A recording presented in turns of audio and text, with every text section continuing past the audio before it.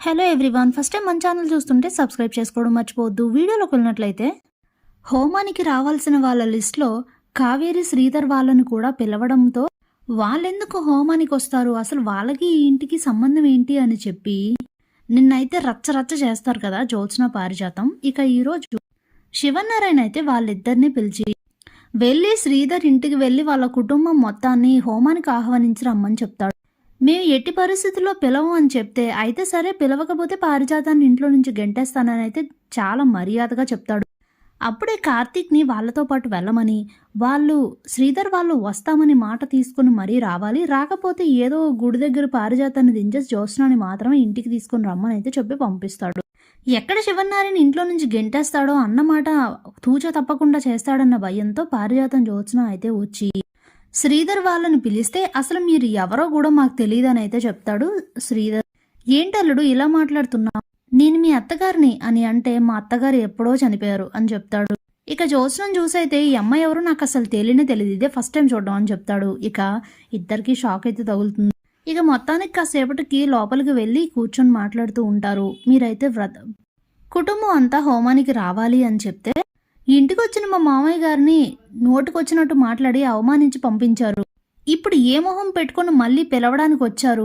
ఓహో, తాతయ్య గారు చెప్పారని వచ్చారా? మీరేమైనా చేసుకోండి, మేమైతే వ్రతానికి రాము, అదే మా మామయ్య గారి మాట మా మాట అని కాశీ చెప్తే, నువ్వు ఆగరా బాబు, సమస్యని ఇంకా పెద్ద చేస్తున్నావు అని అంటుంది పారిజాతం. ఇక మొత్తానికి అలా కాసేపు అయితే జ్యోత్స్న వాళ్ళతో ఆడుకున్న తర్వాత అప్పుడే శ్రీధర్, చూడండి మీరు పిలిచారని కాదు, మీరు అవమానించినవన్నీ మనసులో పెట్టుకుని మామయ్య గారి మాటని కొట్టి పడేసినట్టు అవుతుందని ఆయన మీద గౌరవంతో చెప్తున్నాను. మేము రేపు హోమానికి వస్తాం, మీరిక వెళ్ళండి, ఇప్పటికైనా మీ బుద్ధి మార్చుకుంటే బాగుంటుందని అయితే చెప్తాడు శ్రీధర్. ఇక ఎన్నన్నా పట్టించుకోకుండా వాళ్ళు హోమానికి వస్తారు చాలు అని అనుకుని అక్కడి నుంచి అయితే బయలుదేరి వెళ్ళిపోతారు జ్యోత్స్న పారు. ఇక ఇంటికి వెళ్ళిన తర్వాత రాత్రికి అయితే ఇద్దరు మాట్లాడుకుంటూ ఉంటారు. ఏంటి ఇప్పుడు పరిస్థితి, వాళ్ళు రేపు వస్తే ఏదో ప్లాన్ చేస్తానన్నావు అని అంటే, ఆ ప్లానింగ్ విషయం తర్వాత నాకు అంతకన్నా మంచి మాస్టర్ ప్లాన్ ఒకటి తట్టింది. ఇలా గనక చేస్తే ఒక దెబ్బకి 2 పిట్టలు మామూలుగా ఉండదు. నేను రేపు చెప్తాను గ్రాని, చెప్పినట్లు చెయ్యు, యాజ్ ఇట్ ఈస్గా అదే ఫాలో అవ్వు అని చెప్తే సరే అని చెప్పి వెళ్ళి నిద్రపోతుంది పారిజాతం. ఇంతలో ఉదయం అవుతుంది. అప్పుడే ముందుగానే కార్తీక్ కుటుంబం మొత్తం అందరూ కూడా వస్తారు. ఇక దీప, కార్తీక్ అందరూ కూడా ఇంట్లో హోమానికి కావాల్సిన ఏర్పాట్లన్నీ చేస్తూ ఉంటారు. ఇక హోమానికి రావాల్సిన బంధువులందరూ కూడా ఒకరు అందరూ వచ్చి ఇంట్లో అయితే కూర్చుంటారు. హోమానికి అన్ని ఏర్పాట్లు పూర్తి అవడంతో జ్యోత్స్న వాళ్ళంతా కూడా రెడీ అయ్యి అయితే కిందకు వచ్చేస్తారు. కావేరి వాళ్ళంతా వచ్చినా కూడా వాళ్ళెవ్వరినీ కూడా ఒక్క మాట అయితే అనదు జ్యోత్స్న పారిజాతం. ముందే జ్యోత్స్న పారిజాతానికి చెప్తుంది, అసలు వాళ్ళెవ్వరిని ఏ మాట అనాల్సిన అవసరం లేదు, నేను చెప్పినట్లు చేయి చాలు అని చెప్తే సరే అని అయితే చెప్తుంది పారిజాతం. ఇక తనకి ప్లాన్ చెప్పడంతో తనైతే పారిజాతం అయితే అమలు చేసేస్తుంది. వచ్చిన బంధువులందరికీ కూల్ డ్రింక్స్ అయితే ఇస్తూ ఉంటుంది దీప.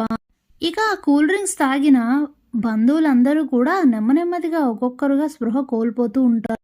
అది చూసి శివనారాయణ ఫ్యామిలీ షాక్ అయిపోతూ ఉంటారు. ఏంటి ఏమైంది అని ఆలోచిస్తూ ఉండిపోతారు అందరూ. ఇక గురువుగారు కూడా అలా ఆలోచిస్తూ ఉండిపోతారు. హోమ ముహూర్తం దాటిపోయిన ఒక అరగంటకైతే అందరూ కూడా మళ్ళీ నెమ్మదిగా మేల్కుంటారు. ఏంటి ఏం జరిగింది అని అందరూ ఆశ్చర్యంలో అయితే ఉండిపోతారు.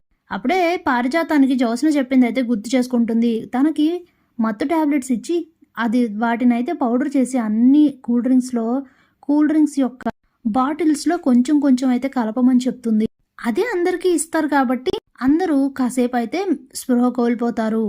ఇప్పుడు దీన్ని దీప మీదకి నెట్టేయాలి గ్రాని, గుర్తుపెట్టుకో అని అయితే ముందే చెప్పేస్తుంది.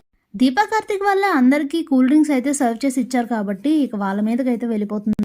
అప్పుడే పారిజాతం, ఇంకేముంది అందరూ దీప ఇచ్చిన కూల్ డ్రింక్స్ తాగే కదా ఇలా అయిపోయారు అంటే దీపని ఈ కూల్ డ్రింక్స్ లో ఏదో కలిపింది అనేసరికి పారు అంటూ వెంటనే అందుకుంటాడు కార్తీక్. ఏరా నేను అన్న దాంట్లో తప్పే ఉంది, మరి కూల్ డ్రింక్స్ తనే కదా ఇచ్చింది, తనకు తప్ప ఇంట్లో శుభకార్యం జరిగితే తట్టుకోలేంది తనొక్కరితే అని అంటే, నువ్వు చెప్పింది నిజమే గ్రాని, ఈ ఇంట్లో వాళ్ళు సంతోషంగా ఉండడం దీపకి ఎలాగో ఇష్టం లేదు, అందుకే హోమం చేసుకుని దోష నివారణ జరగకూడదని ఈ ఇంటికి ఏదో ఒక అరిష్టం పట్టుకోవాలనే దీప ఇలా చేసింది అని అయితే చెప్తుంటే, ఇక అసలు ఎవ్వరూ అయితే దాన్ని ఒప్పుకోరు. ఎవరో ఏదో చేస్తే అనవసరంగా దీపవదిని నిందిస్తున్నారా అని అంటుంది స్వప్న. ఏం జరిగినా అన్నింటికీ మా అక్కని బ్లేమ్ చేస్తున్నారు అని చెప్పి అంటాడు కాశీ. ఇక ఊహించని విధంగా సుమిత్ర కూడా దీన్నైతే అస్సలు యాక్సెప్ట్ చేయదు. దీప మనస్తత్వం ఎలాంటిదో అందరికీ తెలుసు. ఎవరో ఏదో కావాలని చేసి లేదంటే అనుకోకుండా అలా జరిగిందో, అంతేగాని దీపని అనవసరంగా ఎవరు బ్లేమ్ చేసినా ఊరుకునేది లేదు. ఇప్పుడేమైంది, హోమం ఇంకో రోజు పెట్టుకోవచ్చు. ఒక మనిషి మీద ఒక నిందేస్తే దాన్ని మళ్ళీ చెరపడం చాలా కష్టం. ఇష్టం వచ్చినట్టు మాట్లాడకండి అత్తయ్య గారు, మీ వల్లనే జ్యోత్స్న కూడా ఇలా తయారైంది అని చెప్తే ఇక జరిగిందేదో జరిగిపోయిందని చెప్పి బంధువులందరూ కూడా వెళ్ళిపోతారు. అప్పుడే శివనారాయణ నాకెందుకో పారిజాతం మీదే అనుమానంగా ఉందని చెప్తాడు.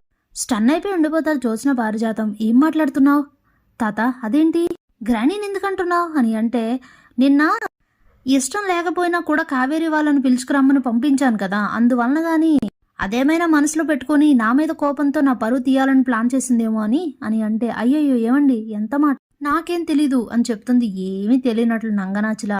నా అనుమానం అయితే నీ మీదే. పోన్లే, ఇంకో రోజు హోమం పెట్టుకుందాం, అనవసరమైన లేనిపోని అనుమానాలు లేకెత్తించకండి, వదిలేయండి అని చెప్పేసి అక్కడి నుంచి వెళ్ళిపోతారు శివనారాయణ. అందరూ వెళ్ళిపోయాక జ్యోత్స్న పారిజాతం మాట్లాడుకుంటూ ఉంటారు. ఏంటి గ్రాని ఇలా అయింది, నేను అందరూ మనం చెప్పింది నమ్మి దీపని బ్లేమ్ చేసి మధ్యలో మళ్ళీ అందరి దృష్టిలో దీప చెడ్డదవుతుంది అనుకున్నా, అది కాకుండా ఇలా అయింది ఏంటి అని అనుకుని మండిపడిపోతూ ఉంటుంది జ్యోత్స్న. Thanks for watching.